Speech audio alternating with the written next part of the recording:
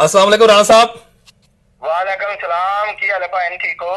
ਰਾਣਾ ਸਾਹਿਬ, ਤੁਸੀਂ ਖੁਦ ਦੱਸਿਆ ਸੀ ਕਿ 3 ਇੰਚ ਇਜ਼ਾਫਾ ਹੋਇਆ ਹੈ। ਅੱਲਾ ਨੂੰ ਹਾਜ਼ਰ ਨਾਜ਼ਰ ਜਾਣ ਕੇ ਕਿ ਮੁਸਲਮਾਨ ਹੈਗੇ, ਲਾ ਇਲਾਹਾ ਮੁਹੰਮਦ ਰਸੂਲullah ਕਲਮਾ ਪੜ੍ਹ ਕੇ ਤੂੰ ਵੀ ਦੱਸਣਾ ਮੈਨੂੰ ਕਿ ਮੈਂ ਝੂਠ ਨਹੀਂ ਬੋਲਣਾ, ਨਾ ਮੈਂ ਤੈਨੂੰ ਫੋਕਸ ਕਰਨਾ ਹੈ ਕਿਉਂਕਿ ਮੈਂ ਆਦੀ ਕਬਰ ਜਾਣਾ, ਤੂੰ ਆਦੀ ਕਬਰ ਜਾਣਾ ਹੈ। ਬਿਲਕੁਲ ਬਿਲकुल ਹੈ। ਕਿੰਨੇ ਇੰਚ ਇਜ਼ਾਫਾ ਹੋਇਆ ਸੀ? ਕਿੰਨੇ ਇੰਚ ਇਜ਼ਾਫਾ ਹੋਇਆ ਸੀ? ਭਾਈ ਨੇ ਮੇਰਾ ਜਿਹੜਾ ਦਵਾਈ ਤੁਹਾਡੇ ਕੋਲ ਹੈ 20 ਦਿਨ ਤੇ ਮੈਂ ਕੈਪਸੂਲ ਜਿਹੜੇ ਤੁਸੀਂ ਭੇਜੇ ਹਨ ਮੇਰੇ ਜਿਹੜੇ ਮੈਂ ਖਾਦੇ ਨੇ ਉਹਦੇ ਨਾਲ ਭਾਈ ਜਾਨ ਮੈਨੂੰ 3 ਇੰਚ ਦਾ ਇਜ਼ਾਫੇ ਦਾ ਫਰਕ ਪਿਆ ਹੈ। ਝੂਠ ਨਹੀਂ ਬੋਲਣਾ ਹੀ, ਮੈਂ ਤੇਰੇ ਕੋ ਕਲਮਾ ਵੀ ਬਰਾਵਾਂ ਤੇ ਭਰੇਗਾ।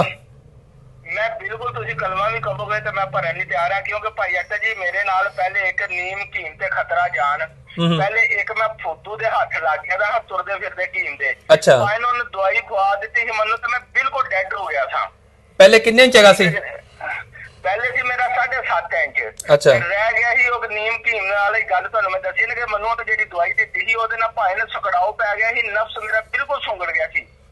2 ਇੰਚ ਦਾ ਸੀ ਇਹ। ਭਾਈ ਨੇ ਮੈਂ ਤੁਹਾਡੇ ਨਾਲ ਗੱਲ ਮਾਨੀ ਕਰਾਨੀ ਕਰ ਰਿਹਾ ਕਿ ਮੈਂ ਤੁਹਾਡੇ ਕੋਲ ਦਵਾਈ ਖਾਧੀ ਹੈ, ਮੈਨੂੰ ਅੱਲਾ ਦੀ ਜ਼ਾਤ ਪਾਕ ਨੇ ਉਹ ਪੂਰਾ 7.5 ਹੈ, ਮਗਰ ਹੈ ਕਿ ਮੇਰਾ ਹੁਣ 5 ਇੰਚ ਹੋਇਆ ਹੈ, ਮਗਰ ਹੈ ਕਿ ਮੇਰੀ ਟਾਈਮਿੰਗ ਵੀ ਬਿਹਤਰ ਹੋਈ ਹੈ। अपनी दवाई का कोई नुकसान होया तू किन्ने दोस्तां नु खवाया? सही दसना ही, अपने रब नु सामने रख के हाजिर नाज़र कर। जिन्नियां भी दवाई मैं कम से कम ਤੁਹਾਡੇ ਕੋਲ ਜਿੰਨੀਆਂ ਵੀ ਦਵਾਈਆਂ ਮੰਗਾ ਕੇ ਮੈਂ ਜਿਹੜਾ ਦੋਸਤਾਂ ਨੂੰ ਵੀ ਖਵਾਈਆਂ ਨੇ, ਮੈਂ ਭਾਈ ਨੂੰ ਤਕਰੀਬਨ ਹੈ ਤੁਹਾਡੇ ਕੋਲ ਮੇਰਾ 7ਵਾਂ ਕਿ 8ਵਾਂ ਹੈ।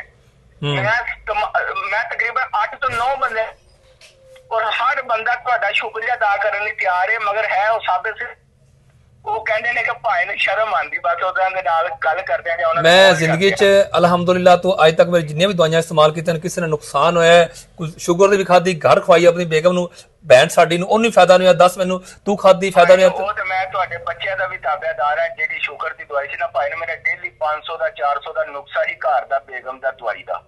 ਇਹ ਅੱਲਾ ਦਾ ਸ਼ੁਕਰ ਜਿਸ ਦਿਨ ਦੀ ਸ਼ੂਗਰ ਦੀ ਦਵਾਈ ਰਮਜ਼ਾਨ ਸ਼ਰੀਫ ਦੇ ਵਿੱਚ ਤੁਸੀਂ ਭੇਜੀ, ਰਮਜ਼ਾਨ ਦੀ ਬਰਕਤ ਦੀ ਵਜ੍ਹਾ ਦੇ ਉੱਤੋਂ ਔਰ ਤੁਹਾਡੀ ਮਿਹਨਤ ਔਰ ਪਿਆਰ ਦੀ ਵਜ੍ਹਾ ਦੇ ਉੱਤੋਂ ਮੇਰੀ ਬੇਗਮ ਜਿਹੜੀ ਹੈ ਹੁਣ ਕੋਈ ਡਾਕਟਰ ਦੀ ਦਵਾਈ ਨਹੀਂ ਖਾਂਦੀ।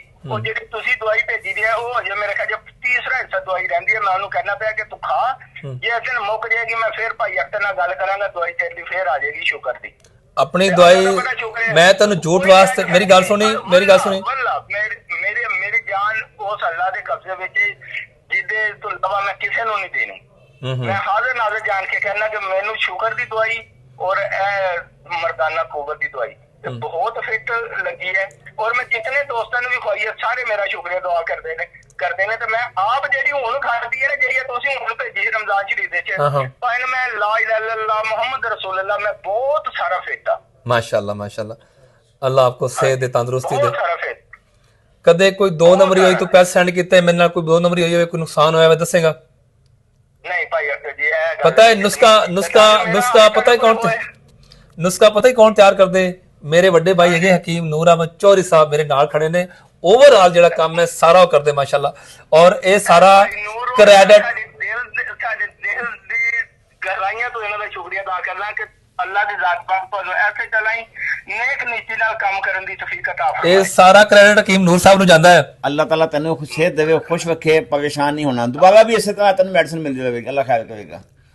बहुत मेहरबानी भाई, बहुत मेहरबानी यार तू बहुत हौसले वाला बंदा है यार, तेरी बड़ी मोहब्बत है। थैंक यू भाई, thank you. Allah Hafiz. Allah.